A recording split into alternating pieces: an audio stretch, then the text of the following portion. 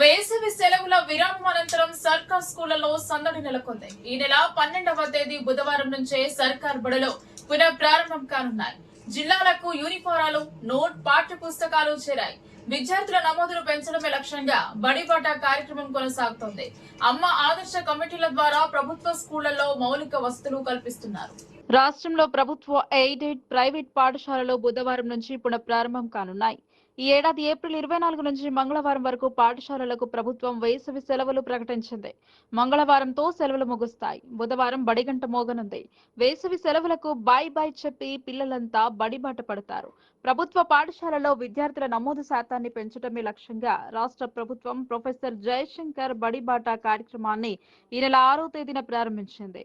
ఈ నెల 19 వరకు నిర్వహిస్తారు. బడీడు పిల్లలతో పాటు బడి బయట ఉన్న వారిని గుర్తిస్తారు. రాష్ట్రంలో బడి బయట ప్రాథమిక ఎలిమెంటరీ స్థాయిలో 11,405 మంది, మాధ్యమిక సెకండరీ స్థాయిలో 5,278 మంది కలిపి 16,683 మంది పిల్లలు ఉన్నట్టు విద్యాశాఖ గుర్తించింది. వారి వయస్సుకు తగ్గ తరగతుల్లో చేర్పించి విద్యను అందిస్తారు. ఇంకోవైపు పిల్లలను, తల్లిదండ్రులను ఆకర్షించేందుకు ఏడాది వినూత్నంగా ప్రచారాన్ని విద్యాశాఖ, సమగ్ర శిక్ష నిర్వహిస్తున్నాయి.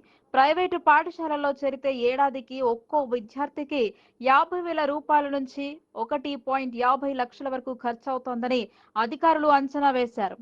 ప్రభుత్వ బడుల్లో పిల్లలను చేర్పిస్తే ఉచిత విద్య, ఉచితంగా పాఠ్య పుస్తకాలు, నోట్ పుస్తకాలు, ఏడాదికి 2 జతల బట్టలు, అర్హులైన ఉపాధ్యాయులతో ఇంగ్లీష్, తెలుగు మాధ్యమాల్లో బోధన ఉంటుందని చెబుతున్నారు.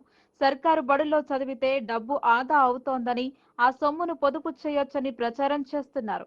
ఇది తల్లిదండ్రుల ఆలోచనలో కలిగిస్తుంది. సర్కారు బడుల్లో నమోదు పెరగడానికి దోహదపడే అవకాశం ఉంది.